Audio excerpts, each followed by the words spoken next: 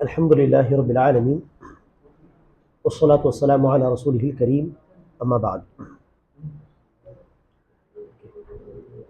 அகீதா என்கிற சத்திய கொள்கையை ஏன் படிக்கணும் என்கிற அந்த காரணங்களை நம்ம பார்த்துட்டு வரோம். அதில் ஒரு சில காரணங்களை முதல் அமர்வில் பார்த்தோம். சத்திய கொள்கையை அறிந்தால் மட்டுமே அல்லாஹுடைய விஷயத்தில் நாம் செய்ய வேண்டிய கடமையை நம்மால் சிறப்பாக செய்ய முடியும். இரண்டாவது காரணம் சொன்னோம், சத்திய கொள்கையின் அடிப்படையில் தான் சொர்க்கத்தில் நுழைய முடியும். மூன்றாவது ஒரு காரணத்தை சொன்னோம், சத்திய கொள்கையின் அடிப்படையில் தான் நம்முடைய அமல்கள் அல்லாஹ்விடத்தில் கபூல் ஆகும். ஆக இப்படிப்பட்ட காரணங்கள் இருக்கும் அடிப்படையில் தான் நபிமார்கள், தூதர்மார்கள் தன்னுடைய உம்மத்துக்கு, தன்னுடைய சமூகத்துக்கு கொள்கையை தான் என்ன செய்வாங்க, ஃபர்ஸ்ட் சொல்லி தருவாங்க. அந்த கொள்கையின் அடிப்படையில் தான் சாலிஹான அமல் செய்யக்கூடிய ஒரு சிறந்த சமூகத்தை உருவாக்குவாங்க. மற்ற நபிமார்கள் சம்பந்தப்பட்ட டீட்டெயிலான வரலாறு நமக்கு தெரியாது. அவங்க எப்படி ஆரம்பிப்பாங்க, அடுத்து எதை கொண்டு போவாங்க அப்படின்ட்டு. ஆனால் நபி ஸல்லல்லாஹு அலைஹி வஸல்லம் வரலாறு நமக்கு விளக்கமாக அறிவிக்கப்பட்டிருக்கு. ஆக நபி ஸல்லல்லாஹு அலைஹி வஸல்லம் வாழ்க்கை வரலாறு உடைய சாரம்சம் இதுதான். நபி ஸல்லல்லாஹு அலைஹி வஸல்லம் அவர்கள் தன்னுடைய உம்மத்துக்கு, சமூகத்துக்கு ஃபர்ஸ்ட் கொள்கையை தான் சொல்லி கொடுத்தாங்க. அந்த கொள்கையை சொல்லி கொடுத்த பிறகுதான் அடுத்த கட்டமா வணக்க வழிபாடுகளுடைய சட்டங்கள், ஹராம் ஹலாலுடைய சட்டங்கள் போன்ற விஷயங்கள் அல்லாஹ் சுப்ஹானஹு வ தஆலா ரசூலுக்கு வழங்கினார். ஆக கொள்கைக்கு அதிகமான முக்கியத்துவத்தை தரணும் என்பதுதான் நபி ஸல்லல்லாஹு அலைஹி வஸல்லம் வாழ்க்கை வரலாறு நமக்கு சொல்லித்தரக்கூடிய ஒரு பாடம். சரி, இப்போது நம்முடைய தலைப்பை தொடரலாம் இன்ஷா அல்லாஹ். இப்போ சொன்ன காரணங்கள் போக எந்த காரணங்களுக்காக நம்ம அகீதாவை படிக்கிறோம் அண்ட் தொடர்ந்து படிக்கிறோம், அடிக்கடி படிக்கிறோம் என்பதை பார்க்கலாம். அதுல முக்கியமான இன்னொரு காரணம் தான், நம்முடைய உள்ளங்கள்ல அல்லாஹ் சுப்ஹானஹு வ தஆலாவுடைய பயம் அதிகமாக இருக்கிறோம். அடியார்களுடைய பயத்தின் மீது, அடியார்கள் விஷயத்தில் நம்முடைய உள்ளத்தில் இருக்கக்கூடிய அச்சத்தின் மீது அல்லாஹ்வுடைய அச்சம் மிகைக்கணும் அப்படின்னா அதுக்கும் இந்த கொள்கை மிக மிக அவசியம். நம்ம கொள்கையை படிக்கல அப்படின்னா நம்முடைய உள்ளங்களில் அடியார்களுடைய பயம் அல்லாஹ்வுடைய பயத்தை விட அதிகமாக வாய்ப்புகள் இருக்கு. அடியார்கள் விஷயத்துல பயப்படவே கூடாதான்னு சொன்னா அப்படி கிடையாது. இயல்பாக எதிரிகளை கண்டால் ஒரு அச்சம், சரியா? நம்மை விட சக்தி உள்ளவர்களை கண்டால் ஒரு விதமான பயம், அல்லது சில பூச்சிகளை பார்த்தா அல்லது சில விலங்குகளை பார்த்தா வரக்கூடிய பயம், இருட்டை பார்த்தா யதார்த்தமா வரக்கூடிய அந்த இயல்பான பயம், இதெல்லாம் தப்பு கிடையாது. ஆனா எப்போ இது தவறாகும்? இப்போ நான் சொன்ன இந்த பயம் அல்லாஹ்வுடைய பயத்தை மிகைத்து விட்டால் அது என்னது? நாட் ஒன்லி தவிர, அது பயம் என்கிற அந்த உள்ளத்தால் செய்யக்கூடிய வணக்கத்துல ஷிர்க் கூட ஆகலாம். அல்லாஹ்வுடைய பயத்தை விட அடிமைகளுடைய, அடியார்களுடைய பயம் மிகைத்து விட்டால். ஆக கொள்கையின் அடிப்படையில் நம்முடைய உள்ளங்களில் அல்லாஹ்வுடைய பயம் இன்ஷா அல்லாஹ் எப்பவுமே மிகைக்கும் மற்ற பயங்களை விட. இதற்கான ஒரு உதாரணம்,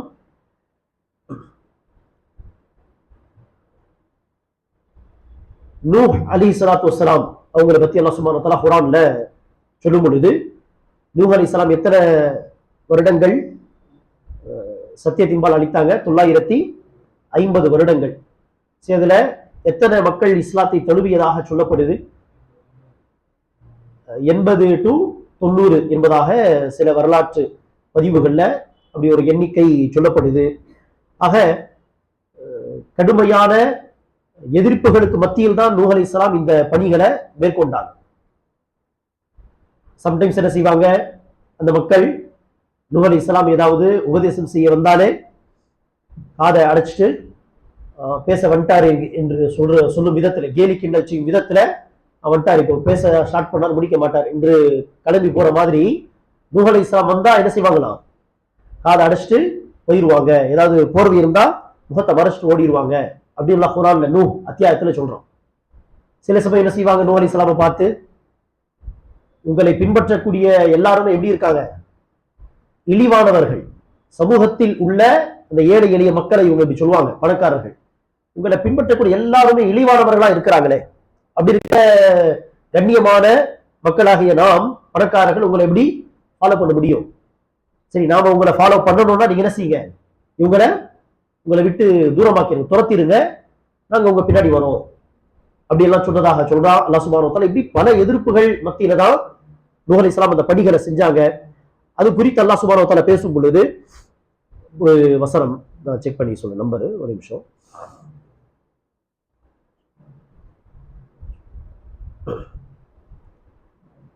யூனுஸ் அத்தியாயம் 10வது அத்தியாயம் 71 71 10ல 71 அல்லாஹ் சொல்றான், வத்லு அலைஹிம் நபஅ நூஹ். இந்த மக்களுக்கு நீங்கள் நூஹ் அலைஹிஸ்ஸலாமுடைய சம்பவத்தை படித்து சொல்லுங்கள். இத் கால லிகௌமிஹி யா கௌம். நூஹ் அலைஹிஸ்ஸலாம் தன் சமூகத்தாரை பார்த்து சொன்னார், என் சமூகமே, இன் கான கபுர அலைக்கும் மகாமி, உங்களுக்கு மத்தியில் நான் இருப்பது உங்களுக்கு பாரமாக இருந்தால்.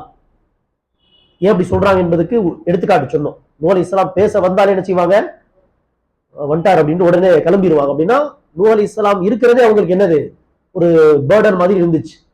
அப்ப நூஹ் அலைஹிஸ்ஸலாம் சொல்றாங்க, நான் உங்களுக்கு மத்தியில் இருப்பது உங்களுக்கு கஷ்டமாக இருந்தால், பாரமாக இருந்தால், மேலும் அல்லாஹ்வின் வசனங்களை கொண்டு அவ்வப்போது நான் உங்களுக்கு உபதேசம் செய்வதும் உங்களுக்கு பிடிக்கவில்லை, பாரமாக இருக்கிறது என்று சொன்னால், நான் செய்யக்கூடிய இந்த பணிகளை நான் அல்லாஹ் மீதுதான் தவக்குல் வைத்திருக்கிறேன். அடுத்து சொல்றாங்க பாருங்க, என்னை பத்தி நீங்க என்ன செய்ய போறீங்க என்கிற விஷயத்துல, அந்த விடயத்தில் நீங்க என்ன செய்யுங்க, உட்கார்ந்து ஆலோசனை பண்ணுங்க. உங்களுடைய பார்ட்னர்ஸ் யாரெல்லாம் இருப்பாங்க அவங்க எல்லாம் கூப்பிடுங்க, உட்கார்ந்து நீங்க பேசுங்க, ஆலோசனை பண்ணுங்க. நூஹ என்ன பண்றது அப்படின்னு நீங்க ஆலோசனை பண்ணுங்க.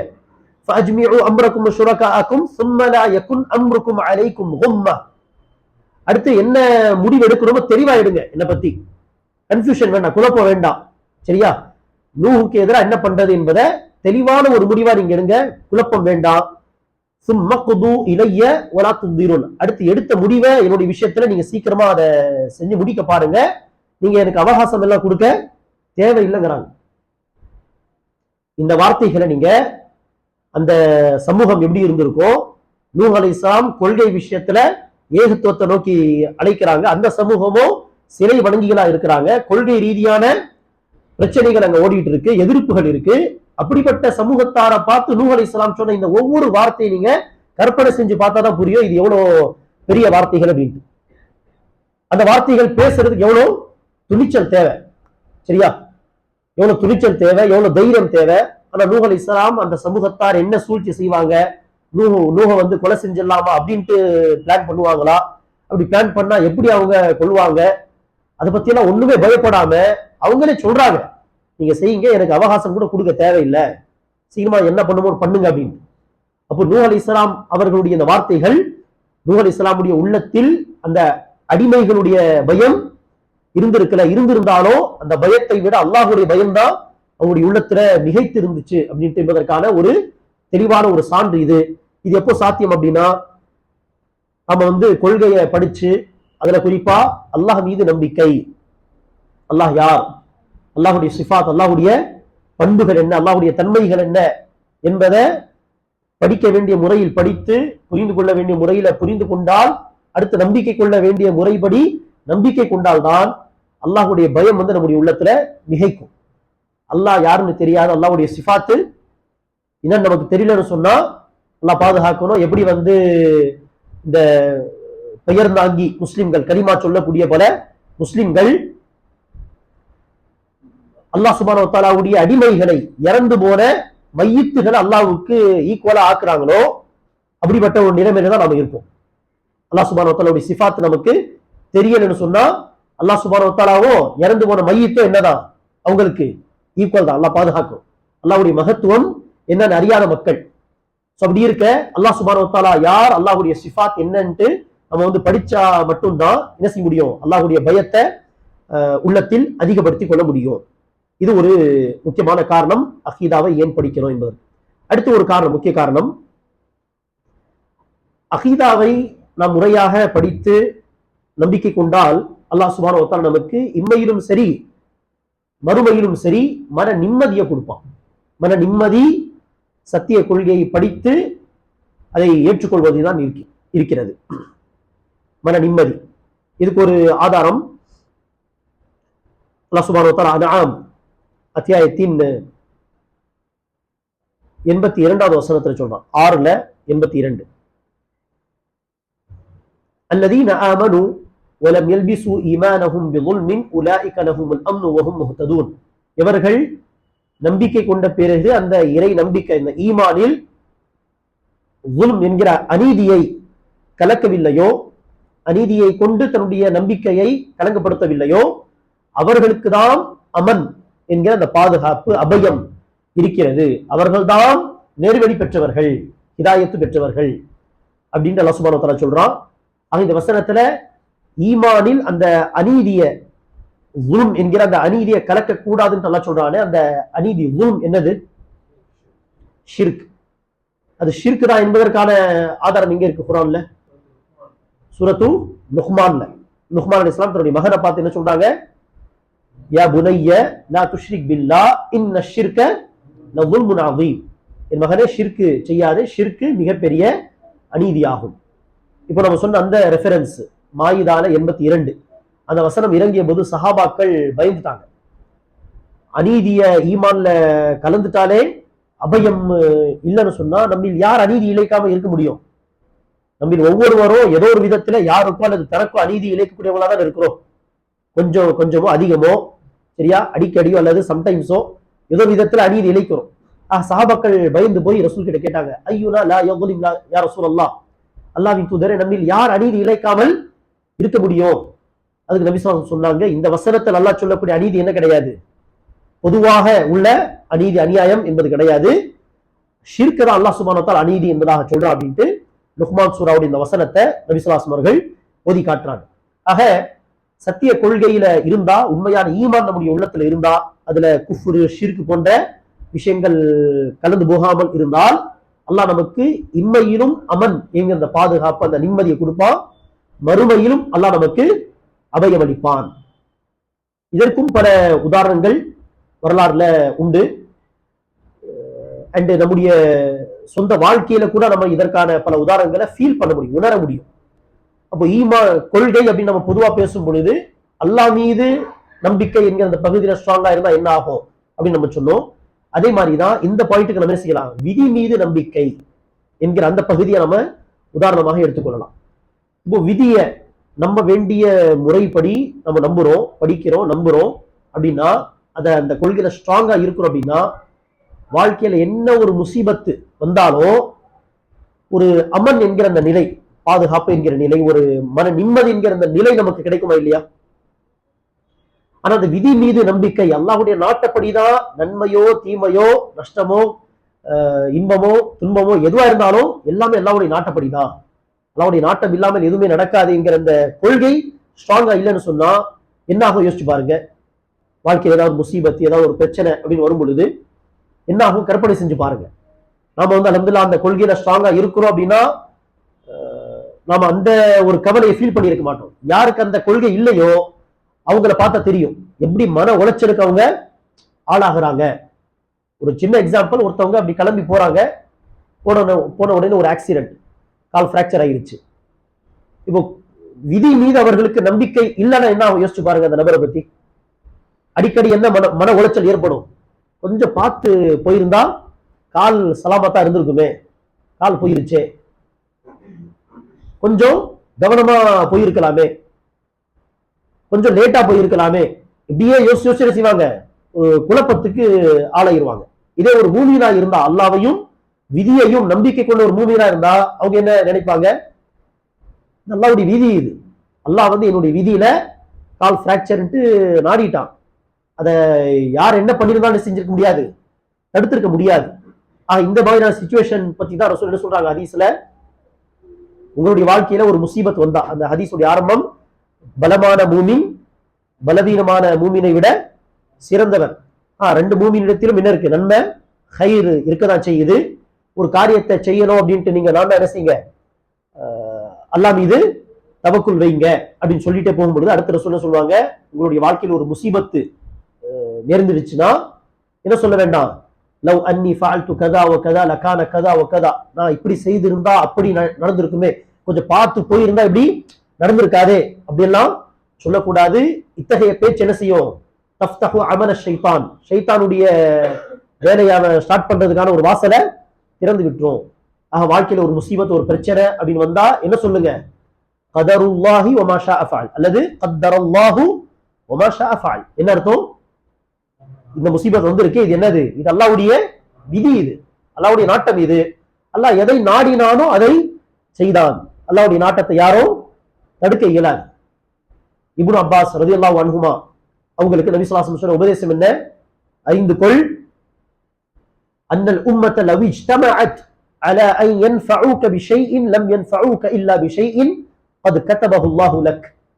தெரிந்து கொள் சிறுவனே, அத்தனை மக்களும் ஒன்று சேர்ந்து உனக்கு நன்மை செய்ய வேண்டும் என்று நாடினாலும் முயற்சித்தாலும் அல்லாஹ் எவ்வளவு நன்மையை உனக்காக எழுதிவிட்டானோ அதை மீறி அவர்களால் உனக்கு நன்மை செய்துவிட முடியாது. وَلَوِ اجْتَمَعُوا عَلَى أَن يَضُرُّوكَ بِشَيْءٍ لَمْ يَضُرُّوكَ إِلَّا بِشَيْءٍ قَدْ كَتَبَهُ اللَّهُ عَلَيْكَ. அதே போல எல்லோரும் சேர்ந்து உனக்கு தீங்கிழைக்க நாடினாலும் அதற்கு முயற்சித்தாலும் அல்லாஹ் எவ்வளவு தீமையை உன்னுடைய விதியில் எழுதிவிட்டானோ அந்த தீமையை மீறி அவங்களால ஒன்றும் செய்ய முடியாது. ருஃபியாத்தில் அக்லாம், அல்லாஹ் எழுதிய அந்த விதி எழுதப்பட்ட அந்த பேராக்கள் உயர்த்தப்பட்டு விட்டன. வஜஃபத்தி சுஹுஃப், அல்லாஹ் எழுதிய அந்த விதியுடைய ஏடுகள் காய்ந்து விட்டன. அப்ப என்ன அதுல எழுதப்பட்டுச்சோ அதுதான் நடக்க போகுது. அப்ப இந்த கொள்கையில ஸ்ட்ராங்கா இருந்தா மன உளைச்சல் கிடையாது, நிம்மதி. வாழ்க்கையில எப்படிப்பட்ட ஒரு முசீபத்தில் இருந்தாலும் ஒரு நிம்மதி இருக்கும். இது அல்லாஹ் நாடியது, இதை என்ன செய்ய முடியாது, நம்மளால தவிர்க்க முடியாது, தடுக்க முடியாது. அல்லாஹ் நாடியது நடந்ததே தீரும். பொறுமையா இருந்தா அல்லாஹ் என்ன செய்வான், இந்த பொறுமைக்கு மகத்தான கூலி கொடுப்பான் அப்படின்ட்டு கரெக்டான டைரக்ஷன்ல நம்ம யோசிப்போம், பயணிப்போம். அது இந்த கொள்கை ஸ்ட்ராங்கா இல்லைன்னு சொன்னா என்ன செய்வாங்க, ஷிர்க் செய்யற முஸ்லீம்கள் அப்படிதான் செய்யறாங்க, சின்ன சின்ன விஷயத்தை பார்த்து பயந்துடுறது. நேற்று கூட யாரோ டவுட் கேட்டாங்க, நேத்தா முன்தினமா தெரியல, என்னன்னா ஒரு இது வாங்கி இந்த மாதிரி கல் வச்ச டைமண்ட் ஏதாவது ஒன்று வாங்கி அதை யூஸ் பண்ணாம வீட்டுல வச்சுட்டா முசீபத் வந்துருமா. அப்படி ஒருத்தவங்க அவங்க ஃபேமிலியில 3 டைமண்ட் மோதிரம் வாங்கி யூஸ் பண்ணாம வச்சதுனால நிறைய முசீபத் வந்துச்சான். அதை போய் விற்பனை செஞ்ச பிறகு எல்லாம் சரியா போயிருச்சான். பாருங்க எதன் மீது அவங்க நம்பிக்கை வச்சிருக்கிறாங்க. அப்ப அந்த நிலைப்பாட்டு அந்த கொள்கையில உள்ளவங்களுக்கு அது மன உளைச்சல் தானே. இன்னைக்கு இதை பத்தி யோசிக்கிறாங்க, நாளை என்ன செய்வாங்க, வேற ஒரு ரீசன் கிடைச்சிடும் உங்களுக்கு. இன்னைக்கு கல்லை வச்சு பயப்படுறாங்க, நாளைக்கு முள்ள வச்சு என்ன செய்வாங்க, இது இருக்கு அதுக்காக தான் என்னுடைய வாழ்க்கையில முசீபத் போல இருக்கு அப்படின்னு இதே மன உளைச்சல் அவங்களுக்கு வாழ்நாள் ஃபுல்லா இருந்துகிட்டே இருக்கும். சத்திய கொள்கையில இருந்தா இந்த மன உளைச்சல் தேவையே இல்லை. சரியா? அப்போ சத்திய கொள்கையில இல்லைன்னு சொன்னா சின்ன சின்ன விஷயங்களிலும் மன உளைச்சல் ஏற்படும். நம்ம சத்திய கொள்கையில ஸ்ட்ராங்கா இருந்தோம்னு சொன்னா பெரிய பெரிய முசீபத் வந்தாலும் மன உளைச்சல் ஏற்படுவது யதார்த்தம் தான். ஆனால் அது ரொம்ப நாள் நீடிக்காது இன்ஷா அல்லாஹ். அல்லது அது பெரிய ஒரு பாரமா நமக்கு இருக்காது. அந்த மன உளைச்சலிலும் அல்லாஹ் ஒரு விதமான நிம்மதியை அல்லாஹ் நமக்கு வழங்குவான். ஆக இம்மையிலும் மறுமையிலும் நமக்கு நிம்மதி வேண்டும், அதே போல அபயம் வேண்டும் என்று சொன்னால் அதற்கு இந்த கொள்கையை படித்து அதில் உறுதியாக இருப்பது மிக மிக அவசியம். சரி, அடுத்ததாக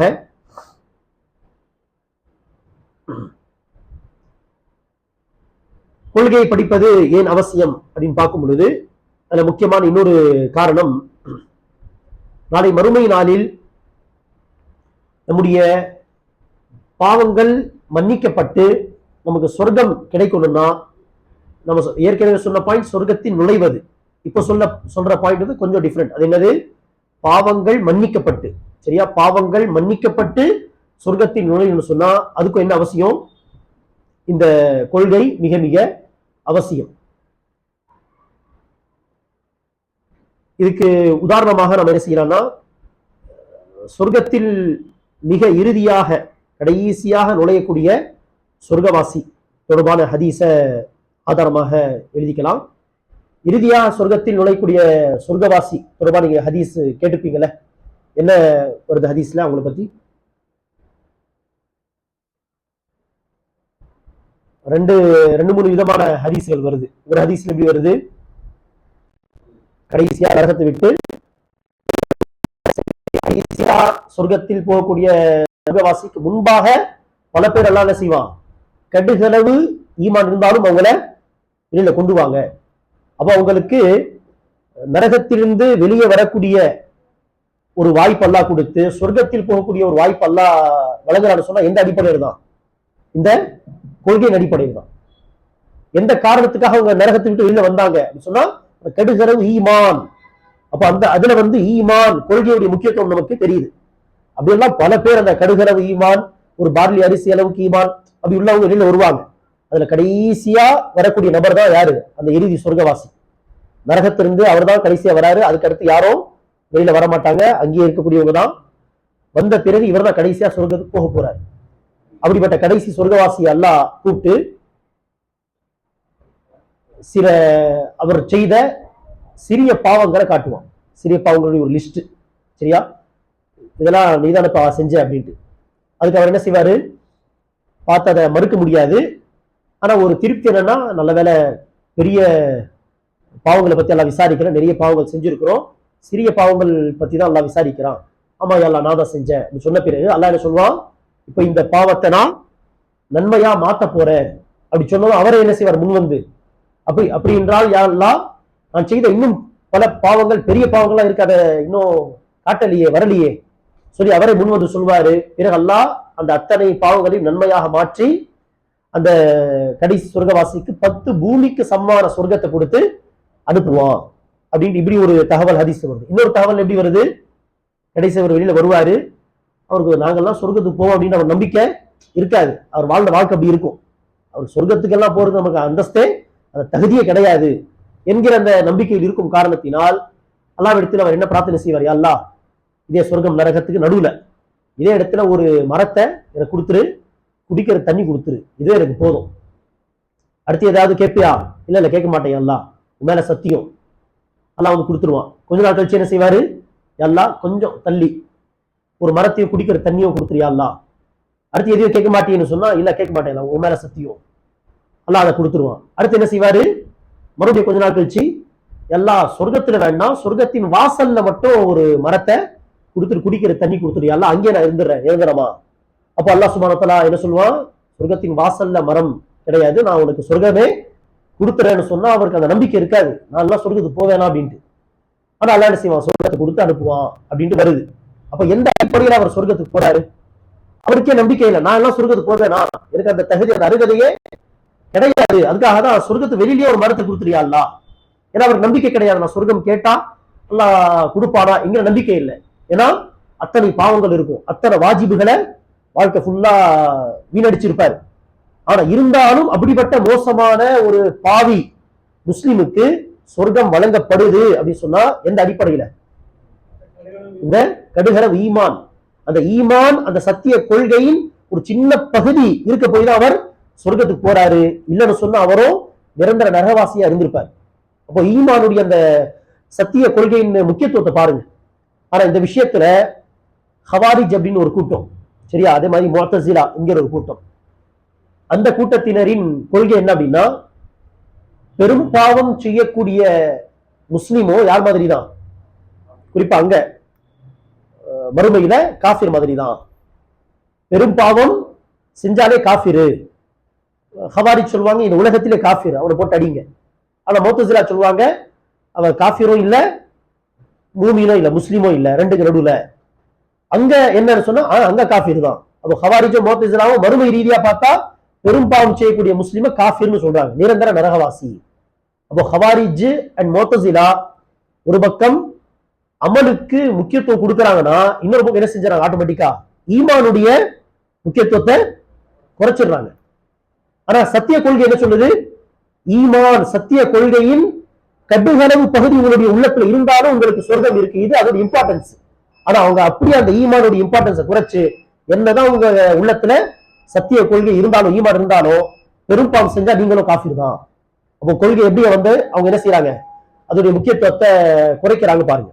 ஆக சத்திய கொள்கையின் முக்கியத்துவம் என்னன்னா, கடுகளவு சத்திய கொள்கை ஈமான் நம்முடைய உள்ளத்தில் இருந்தாலும் நமக்கு சொர்க்கம் என்பது நிச்சயம்.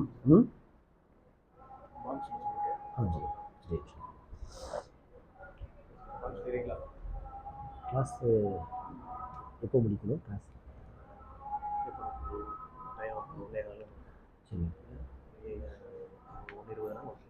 சரி பார்க்குறேங்க. என்ன காலத்துக்குள்ள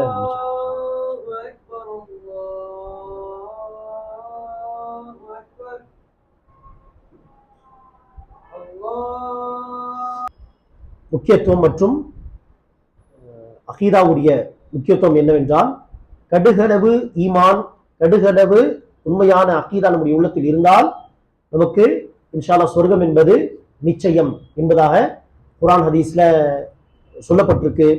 ஆக அப்படிப்பட்ட சத்திய கொள்கையை படிச்சாலும் என்ன செய்ய முடியும், அதை ஏற்றதுக்கு ஏற்ப வாழ முடியும். அதுக்காக நம்ம தொடர்ந்து அகீதாவை படிக்கணும். ஓகே, அடுத்து இன்னொரு முக்கியமான காரணம். சரி, இப்போ நம்ம லாஸ்டா சொன்ன அந்த காரணம் இருக்கு இல்லையா, பாவங்கள் மன்னிக்கப்பட்டு சொர்க்கத்தில் நுழைவது. அப்போ அவங்க செஞ்ச ஏகப்பட்ட பாவங்கள் இருக்கும்.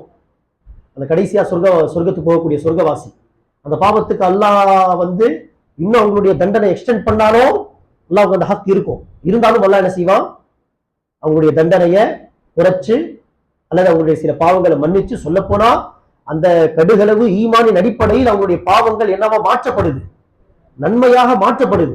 பாவங்களை மன்னிக்கிறது மாத்திரமல்ல, அந்த பாவங்கள் நன்மையாக மாற்றப்பட்டு அந்த நன்மையின் அடிப்படையில் 10 பூமிக்கு சமமான சொர்க்கம் வழங்கப்படுதுன்னு சொன்னா எல்லாமே இந்த கொள்கையின் அடிப்படையில், சத்திய ஈமானின் அடிப்படையில். அதற்கு இன்னொரு உதாரணம் சொல்லலாம் பாவங்கள் மன்னிக்கப்படுவதற்கு ஆதாரம். அல்லாஹ் சுப்ஹானஹு வ தஆலா சொல்வதாக நபி ஸல்லல்லாஹு அலைஹி வஸல்லம் ஒரு ஹதீஸ்ல சொல்றாங்க. அல்லாஹ் சுப்ஹானஹு வ தஆலா தன்னுடைய அடியார்களை பார்த்து சொல்றான், லவ் அதைதனி பிகுராபில் அர்தி ஹதாயா சும்ம அதைதனி லா துஷ்ரிகு பி ஷைஆ, நீ எனக்கு இணை வைக்காத நிலையில், ஷிர்க் செய்யாத நிலையில் பூமி அளவுக்கு பாவங்களை நீ கொண்டு வந்தாலும் லா அதைதுக பிகுராபிஹா மக்ஃபிரத்தன், அதே பூமி அளவுக்கு மக்ஃபிரத் மன்னிப்பை கொண்டு நான் உன்னை சந்திப்பேன். ஆக கொள்கை சரியா இருந்தா அல்லாஹ்வுடைய பாவ மன்னிப்பு மக்ஃபிரத் நமக்கு கிடைக்கும், பாவங்கள் நன்மைகளாக மாற்றப்படும், சொர்க்கத்தில் நுழையக்கூடிய பாக்கியம் நமக்கு கிடைக்கும். அத்தனை பாக்கியங்களுக்கும் அடிப்படை இந்த ஈமான் தான், இந்த அகீதா. சரி, அடுத்தபடியாக அகீதாவை நம்ம ஏன் படிக்கிறோம், அதற்கு முக்கியமான ஒரு காரணம் என்ன என்று நாம் பார்க்கும் பொழுது, இதே சத்திய கொள்கை, இதே அகீதாவின் அடிப்படையில் தான் சொர்க்கத்தில் நுழைந்த பிறகு உயர்ந்த அந்தஸ்துகளும் நமக்கு கிடைக்கும். யார் எந்த அளவுக்கு அகீதால ஸ்ட்ராங்கா இருப்பாங்களோ, ஈமான்ல உறுதியாக இருப்பாங்களோ, அதுக்கு ஏற்ப அவங்களுக்கு உயர்ந்த அந்தஸ்துகள் வழங்கப்படும். இப்ப நபி ஸல்லல்லாஹு அலைஹி வஸல்லம் அவர்களுடைய ஷஃபாஅத், ரசூல் அவர்களுடைய பரிந்துரை அப்படி நம்ம சொல்வோம் இல்லையா, அது பல வகைப்படும். அதுல ஒரு வகைதான் என்னது, சொர்க்கத்தில் நுழைந்த பிறகு அவர்களுடைய அந்தஸ்துகளை உயர்த்துவது. அதற்காக ரசூல் ஸல்லல்லாஹு அலைஹி வஸல்லம் அவர்களுடைய சிபாரிசு, பரிந்துரை. அதை பத்தி ஒரு ஹதீஸ் சஹீஹ் புகாரியில் வரக்கூடிய தகவல்.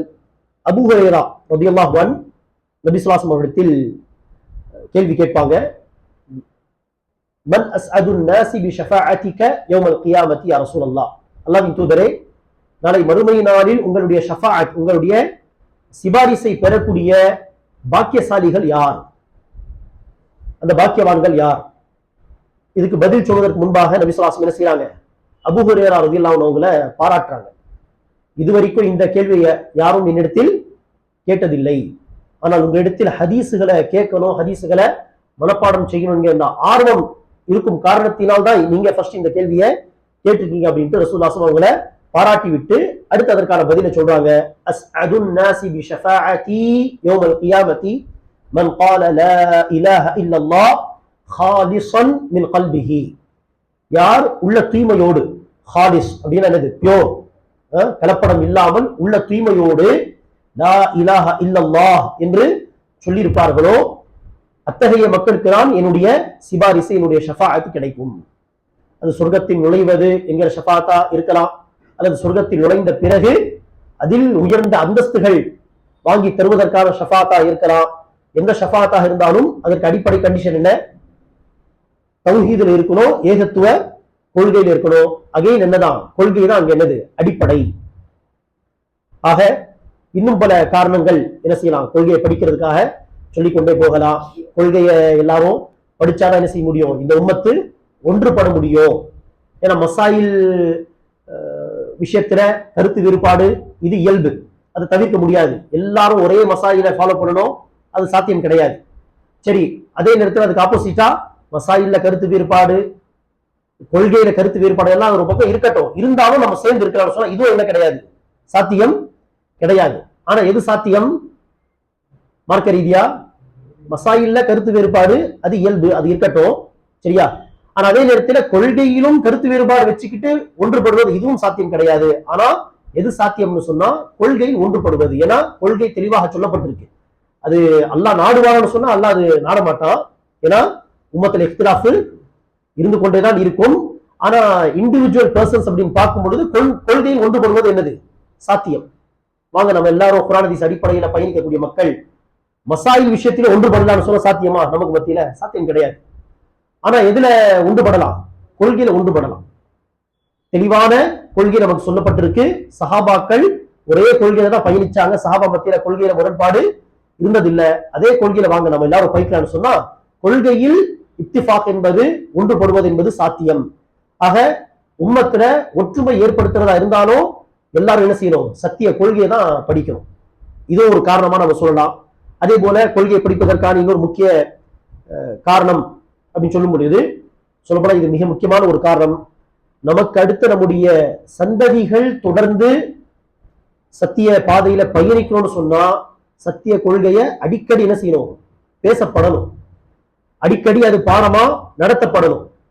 அடிக்கடி அதை பத்தி பேசினால் பாடமாக நடத்தினால் மட்டுமே தான். இப்ப பாருங்க, அல்ஹம்துலில்லாஹ் இந்த சபையில நீங்க இருக்கீங்க, அடுத்த ஜெனரேஷனும் இருக்கிறாங்க இல்லையா?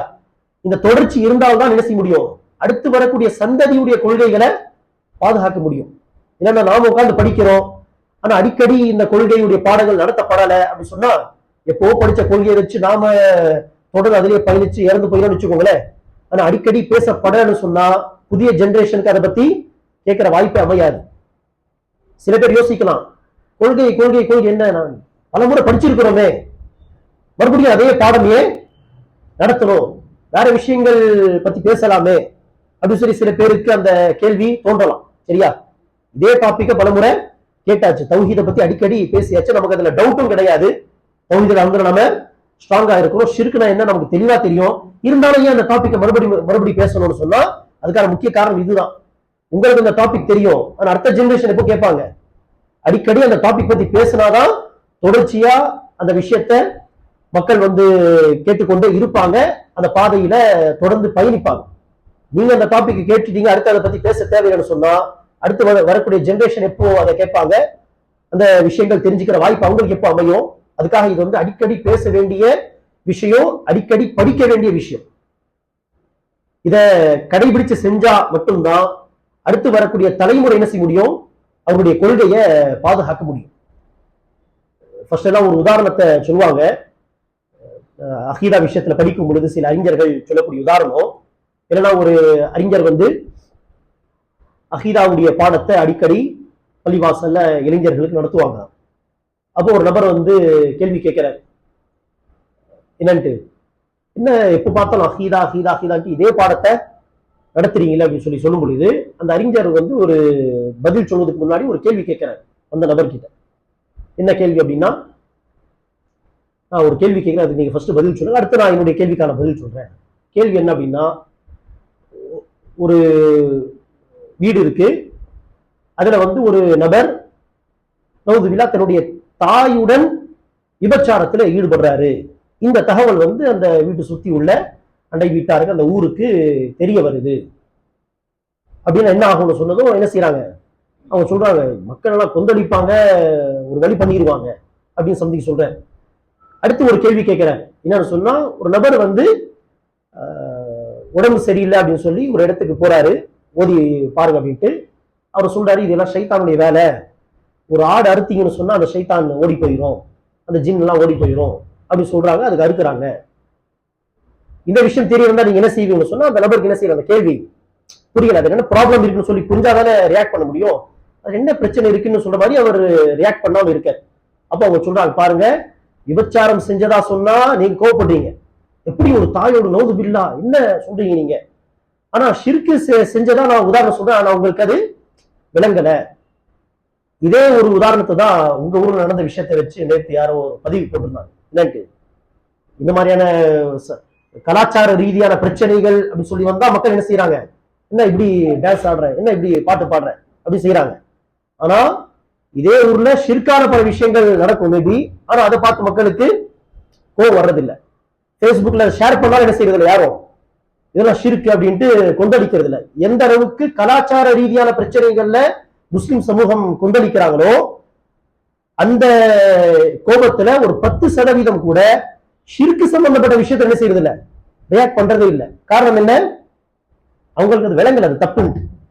அப்ப எந்த அளவுக்கு இந்த உம்மத்துல கொள்கை ஒரு அறியப்படாத அல்லது புரியாத ஒரு பாடமாக இருக்கு என்பதற்கு இது ஒரு சினாரியோ.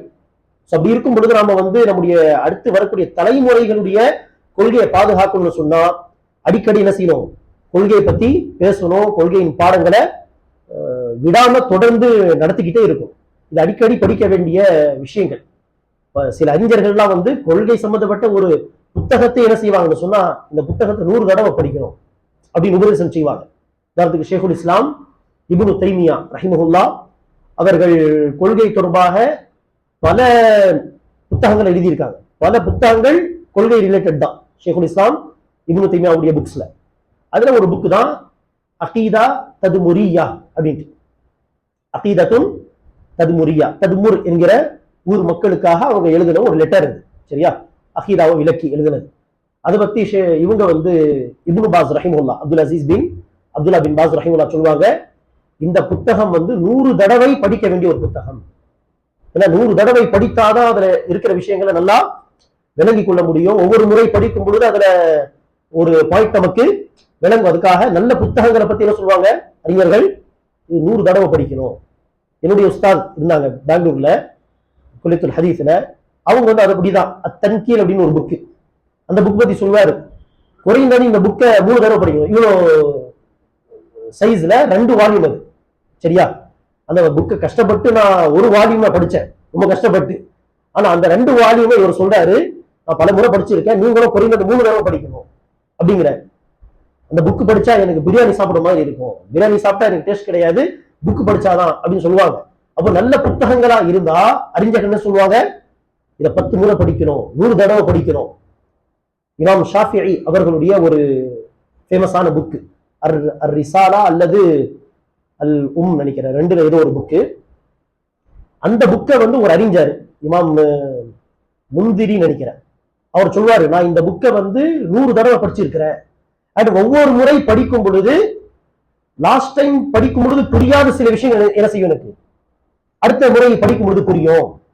இந்த உதாரணம் எதுக்காக நான் சொல்றேன்னா, அறிஞர்கள் எழுதிய சில புத்தகங்களையே பயனடைவதற்கு பல முறை படிக்கணும்ட்டு அறிஞர்கள் வலியுறுத்தும் பொழுது கொள்கை as a சப்ஜெக்ட் நம்ம பார்க்கும் பொழுது இது என்னது, இதுதான் அடிப்படை, இதுதான் மார்க்கம்.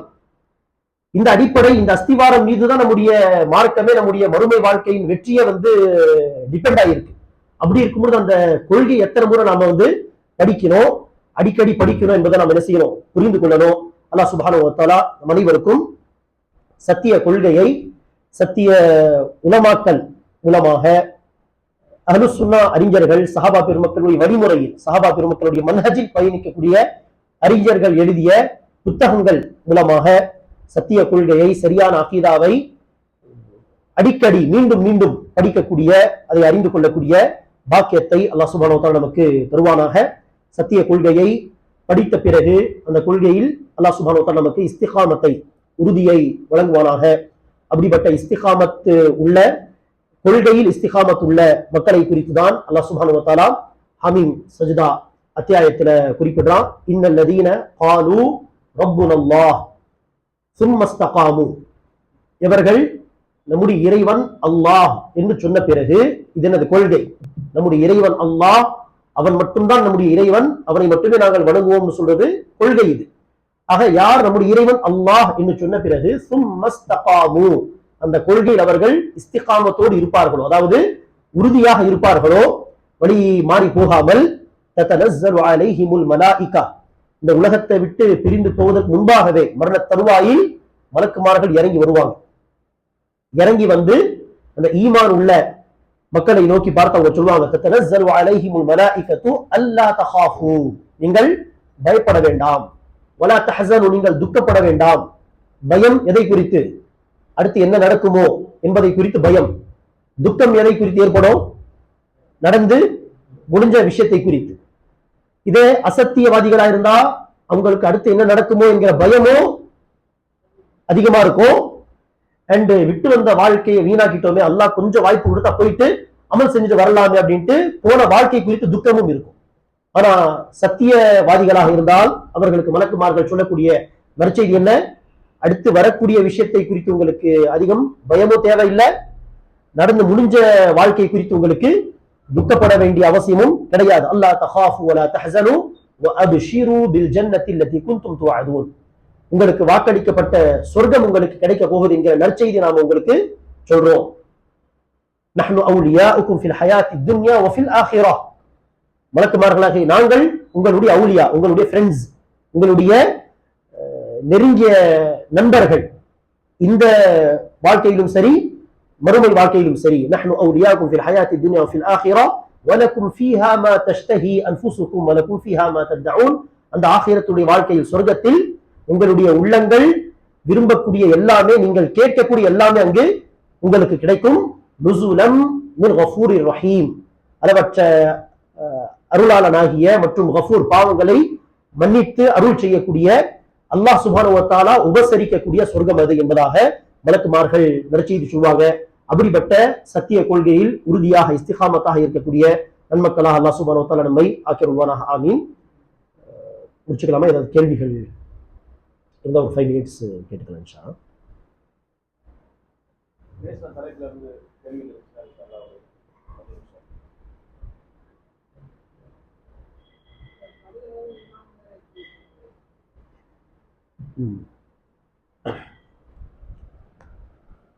கடுகளவு ஈமான் என்பதை நம்ம எப்படி புரிஞ்சிக்க கூடாது என்பதை புரிஞ்சுக்கிட்டோம்னா, எப்படி புரிஞ்சுக்கணும் என்பது ஓரளவு புரியும். சரி, எப்படி புரிஞ்சிக்க கூடாதுன்னா, கடுகளவு ஈமான் அல்லாஹ்வை நம்புறது, ரசூலை நம்புறது, வேதத்தை நம்புறது, இதெல்லாம் ஈமான்னு சொன்னா இதுல கடுகளவு அப்படி இருக்காது. அதாவது அல்லாஹ்வுடைய ஈமான்ல மட்டும் இருக்கு, வேதம் உடைய நம்பிக்கை, தூதர் மீது நம்பிக்கை, மறுமை மீது நம்பிக்கை, அதெல்லாம் இல்லாமல் அல்லாஹ் மீது நம்பிக்கைங்கிற பகுதி மட்டும் இருந்தா வெற்றி பெற முடியுமா? கிடையாது. அப்போ கடுகளவு ஈமான் என்பது அந்த 6 அடிப்படையிலும் இருக்க வேண்டிய பேசிக் ஈமான் தான் அந்த கடுகளவு ஈமான். என்ன? அல்லாஹ் ஒருவனே, அவனுக்கு இணை வைக்க கூடாது. இது அல்லாஹ் மீது நம்பிக்கையில உள்ள கடுகளவு உள்ள பகுதி. உதாரணத்திற்கு அல்லாஹ் ஒருவன், அவனுக்கு இணை வைக்க கூடாது, அவனை போன்று யாரும் இல்லை. சரியா? மலக்குமார்கள் மீது நம்பிக்கையில கடுகளவு பகுதியில என்ன சொல்லலாம்? மலக்குமார்கள் ஒரு படைப்பு இருக்கு, நிறைய பொறுப்புகள் அவங்க செய்யறாங்க, பெரிய டீட்டெயில் எல்லாம் எனக்கு தெரியாது. மலக்குமார்கள் ஒரு படைப்பு இருக்கு, நான் நம்புறேன், கண்ணுக்கு தெரியாட்டி நான் நம்புறேன். இது மலக்குமார்கள் விஷயத்துல பேசிக் ஈமான், இது கண்டிப்பா இருந்தாகணும். சரியா? தூதர்கள் மீது நம்பிக்கைன்னு சொன்னா பெயர் தெரிந்த தூதர்கள் தூதர் அப்படின்னு நம்புறது, அதிகமா டீட்டெயில்ஸ் ஒண்ணு தெரியாட்டியும் அவங்க தூதர் நம்புறது. அப்படி ஒவ்வொரு ஈமானுடைய அடிப்படையிலும் கடுகளவு பகுதி, அதாவது அதோடைய அடிப்படை பகுதி இருக்கும். அந்த ஈமான் கண்டிப்பா இருந்தாகணும். அதை மீறி பல விஷயங்கள் படிப்பது, படிக்கக்கூடிய விஷயங்களை ரொம்ப உறுதியாக நம்புவது அப்படின்னு பார்த்தா அந்த ஈமான் என்ன செய்யலாம்? கடுகளவு இருந்து ஆரம்பித்து மலை வரை போகலாம். ஈமான் அதிகரித்து அதிகரித்து அதிகரித்து மலை அளவுக்கு அது ஸ்ட்ராங் ஆகலாம். ஈமான் ஸ்ட்ராங் ஆகலன்னு சொன்னா அது எந்த அளவு கூட இருக்கலாம்? கடுகளவு கூட இருக்கலாம். அப்போ கடுகளவு ஈமான் என்பது ஈமானுடைய 6 அடிப்படைகள் ஏதோ ஒரு அடிப்படையில கொஞ்சோண்டு அப்படி எடுத்துக்க முடியாது. எல்லா அடிப்படைகளிலும் தேவையான அந்த பேசிக் ஈமான் என்பது அநேகமா அது என்னவா இருக்கலாம்? கடுகளவு ஈமானா இருக்கலாம். அல்லாஹ் அலம். இப்ப நாம எல்லாரும் அல்லாஹ்வை நம்புறோம். சரியா? அல்லாஹ் ஒருவன், அல்லாஹ் தனித்தவன், அவனுக்கு இணை வைக்க கூடாது. ஆனா அந்த ஈமான் எல்லாருக்கும் ஈக்குவலா இருக்குமா? ஈக்குவலா இருக்காது. அல்லாஹ் மீது நம்பிக்கை இருந்தும் அந்த அந்த நம்பிக்கை பலவீனமா இருந்துச்சுன்னா, அல்லாஹ் பார்க்கறான்னு தெரிஞ்ச பிறகு என்ன செய்வேன்? பாவங்கள் செய்வேன். இத்தனைக்கும் நான் அல்லாஹ் ஒருவன், அல்லாஹ் பார்க்கறான் என்கிற நம்பிக்கை கொண்டவன். ஆனா அல்லாஹ் மீது நம்பிக்கை என்கிற அந்த பாயிண்ட்ல நீங்க மலையளவுக்கு ஈமான் உள்ள ஒரு பலசாலி மூமினா இருந்தீங்கன்னா, அல்லாஹ் பார்க்கறான் என்கிற அந்த கொள்கை உங்களை என்ன செய்யும்? பாவம் செய்வதை விட்டு தடுக்கும். அப்ப எல்லாருக்கும் அந்த பேசிக் ஈமான் இருக்கு, அல்லாஹ் இருக்கா, அல்லாஹ் பார்க்கறான்ட்டு. ஆனா அந்த ஈமான்லயும் நம்ம எல்லாரும் என்ன செய்வோம்? மாறுபடுவோம். பல படித்தரங்கள் அதுல இருக்கும். அல்லாஹ் அலம். ஆமா.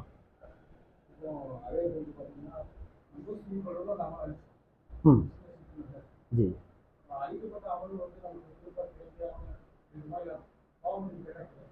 ம். இப்போ பெரிய ஷிர்க் பொறுத்தவரையில பெரிய ஷிர்க்ல எல்லா அமலும் நாசமா போயிடும் இல்லையா? ஆனா முகஸ்துதி என்பது சிறிய ஷிர்க்கு. சிறிய ஷிர்க்ல எது நாசமா போகும்? அந்த பர்டிகுலர் வணக்கம் மட்டும்தான். முகஸ்துதினால அல்லாவுக்காக நம்ம பியூரா செஞ்ச வணக்கங்கள் இன்ஷால்லா வீணா போகாது. எந்த வணக்கத்துல அந்த முகஸ்துதி மிக்ஸ் ஆகுமோ அது மட்டும் வீணா போகும். ஆனா பெரிய ஷிர்க்கு எப்படி? பெரிய ஷிர்க்கு செஞ்சா அல்லாவுக்காகவே செஞ்ச பியூர் வணக்கங்கள் இருந்தாலும் அது என்ன ஆயிரும்? நாசமா போயிடும். சரி, அடுத்து உங்களுடைய கேள்வி என்னன்னா, இப்போ நாசமா போன அந்த அமலை மறுபடியும் போன டேட்டா ஏதாவது எடுக்க முடியுமா அப்படின்னு கேட்கிற மாதிரி, அப்போ போன அந்த அமலை வந்து மீட்க முடியுமான்னு சொன்னா, அல்லாஹ் சுப்ஹானஹு வ தஆலா நாடினால் பாவ மன்னிப்பு தேடினா நல்லா அதை கொடுக்கறதுக்கு ஆற்றல் உள்ளவன். அல்லாஹ் யாரும் என்ன செய்ய முடியாது, அது எப்படி அழிச்ச அமலை நீ கொடுப்பையா அல்லா அப்படின்னு கேட்க முடியாது. சரியா? அல்லாஹும்ம லா மானிஅ லிமா ஆதைத், எல்லாம் நீ கொடுக்கறோட்டு நாடக்கூடிய விஷயத்த யாரும் தடுக்க முடியாது. அப்போ நமக்கு கடைசி சொர்க்கவாசி சம்பந்தமா பார்த்தோம். அல்லாஹ் நாடினால் சத்திய கொள்கையின் அடிப்படையில் பாவங்களை என்ன மாத்துறான்? நன்மையா மாத்துறான்னு சொன்னா அழிஞ்சு போன நன்மைகளை மறுபடியும் எடுத்து கொடுக்கறது அல்லாவுக்கு பெரிய விஷயம் கிடையாது இன்ஷா அல்லாஹ். அதுக்காக அவங்க உங்களுடைய தௌபாவை பொறுத்து அது இன்ஷா அல்லாஹ் தீர்மானிக்கப்படும் அல்லாஹ்விடத்தில். அல்லாஹு அலம்.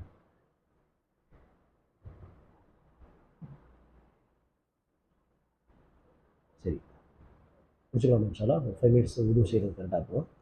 சரி, இதோட இந்த சபையை முடித்துக் கொள்வோம். அல்லாஹ் சுப்ஹானஹு வ தஆலா நம் அனைவருக்கும் மார்க்க கல்வியை, குறிப்பாக அகீதாவை அல்லாஹ்வுக்காக இஹ்லாஸோடு தேடக்கூடிய, அதை அடிக்கடி படிக்கக்கூடிய பாக்கியத்தை தருவானாக. இஹ்லாஸோடு இந்த கல்வியை தேடுவதோடு படிக்கக்கூடிய விஷயங்களை வாழ்க்கையில் செயலில் அமலிலே கொண்டு வரக்கூடிய நர்பாக்கியசாலிகளாக அல்லாஹ் சுப்ஹானஹு வ தஆலா நம்மை ஆக்கிடுவானாக. ஆமீன். சுப்ஹானக்கல்லாஹும்ம பிஹம்திக அஷ்ஹது அல்லா இலாஹா இல்லா அன்த அஸ்தக்ஃபிருக வ அத்தூபு இலைக்.